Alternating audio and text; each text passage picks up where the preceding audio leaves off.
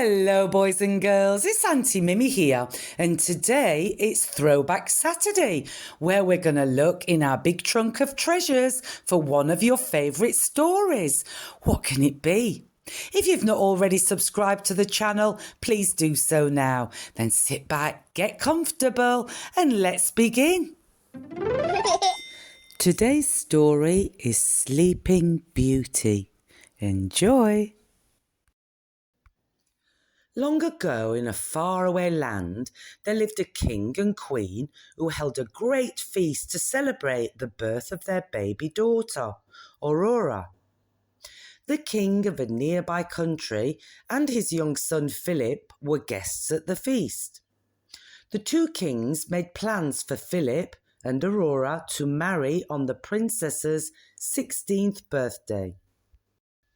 Also at the celebrations were the princess's three fairy godmothers, Flora, Fauna and Merryweather. Each of them brought a special gift for the little princess. First, Flora waved her magic wand over the baby's cradle and said, "I give you the gift of beauty." Then Fauna waved her wand and said, "I give you the gift of song."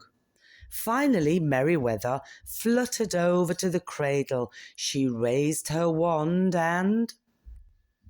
Suddenly there was a crack of thunder. Maleficent, the wicked fairy, stormed in. She was furious that she had not been invited to the celebrations. Stroking her pet raven, Maleficent glared at the baby princess. "I also have a gift for you," she hissed. "Before the sun sets on your 16th birthday, you will prick your finger on the spindle of a spinning wheel and die." Maleficent threw back her head and laughed wickedly. Then she disappeared in a cloud of purple smoke. Merryweather gave a gentle cough. "I still have my gift for the princess," she reminded the horrified king and queen. She went over to the sleeping baby and whispered, "When the spindle pricks your finger, you will not die. Instead, you will fall into an enchanted sleep.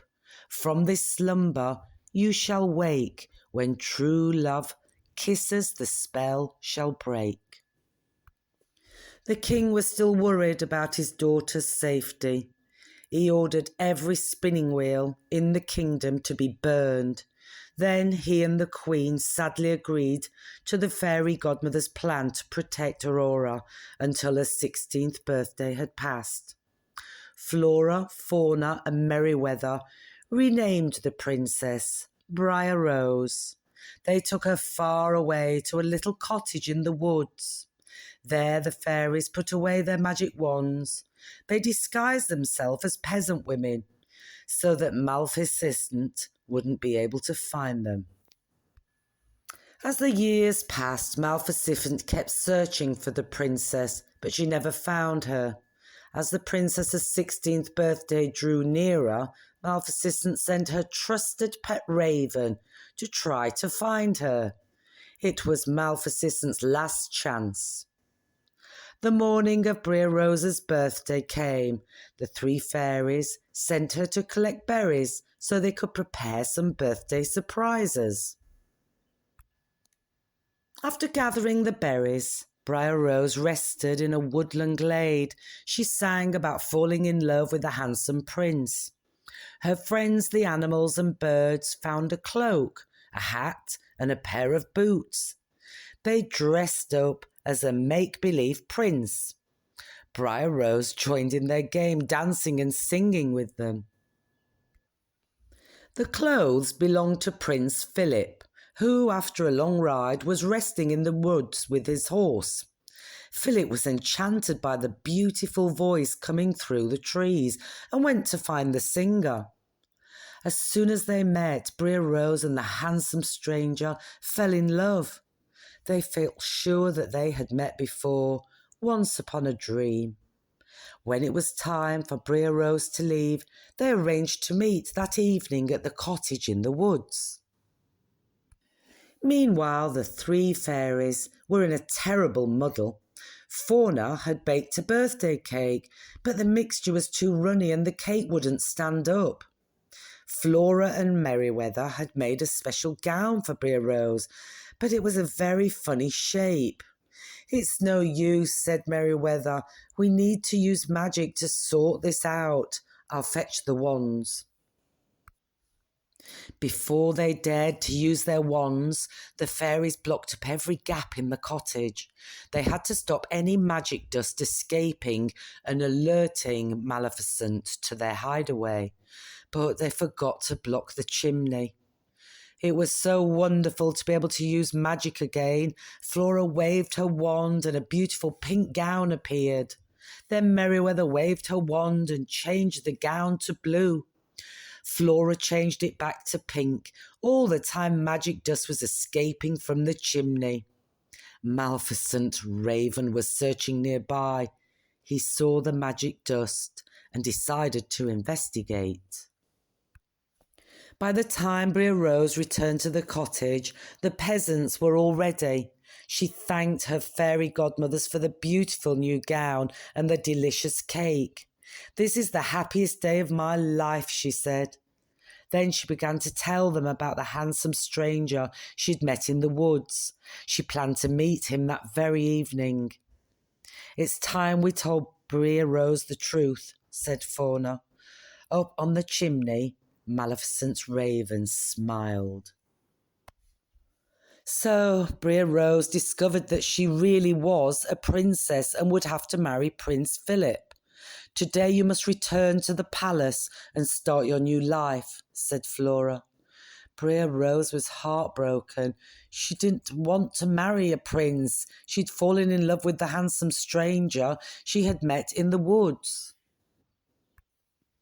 By now the raven had heard enough. He flapped his wings and flew away to tell his mistress that the search for Princess Aurora was finally over. As soon as darkness fell, the fairy godmothers led Bria Rose through the forest to the palace. They had no idea that Maleficent was already there, lying in wait for them. At the palace, the fairy godmothers left Aurora in a quiet room to rest. Suddenly a strange, glowing light appeared. Aurora followed it in a trance-like state. It led up to a winding staircase to an attic room. Inside the room was Maleficent, waiting by a spinning wheel. Maleficent urged the princess to touch the spinning wheel.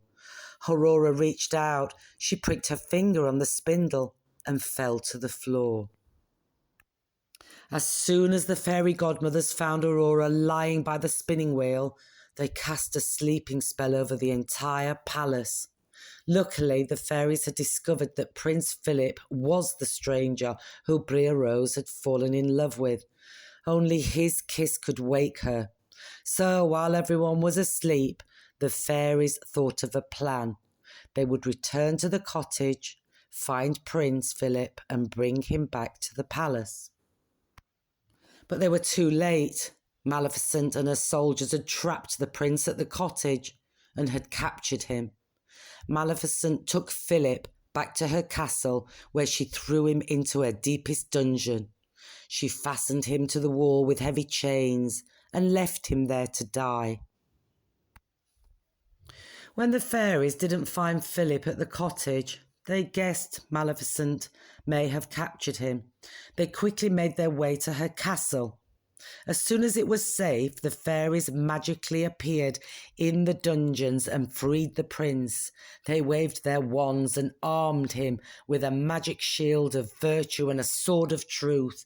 Then the prince galloped off to the palace to rescue the princess.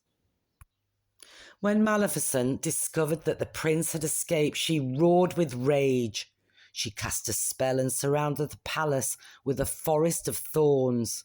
But Philip was able to cut his way through with his magic sword. Suddenly, a huge and terrible black dragon appeared over him. The dragon laughed wickedly.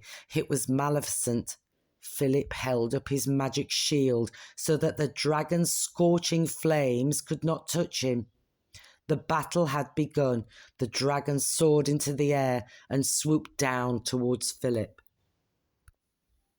The prince hurled his magic sword at the dragon. The beast crashed to the ground. Maleficent was dead.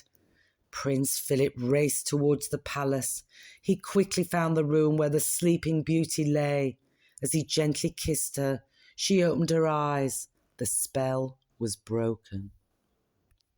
The fairy godmother's spell was broken too. All round the palace, people began to wake from their enchanted sleep. That evening, a magnificent ball was held to celebrate the wedding of Philip and Aurora. The princess, dressed in a beautiful blue gown, danced happily in the arms of her prince. As the fairy godmothers watched over them, Flora couldn't resist turning the blue gown back to pink. But Merryweather turned it back to blue, and so it went on. Pink, blue, pink, blue. Well, that was a fun book today, wasn't it, boys and girls? I hope you enjoyed it as much as I did. As always, I want you to be kind to one another, look after one another, and try and have some fun every single day. Until next time, bye-bye.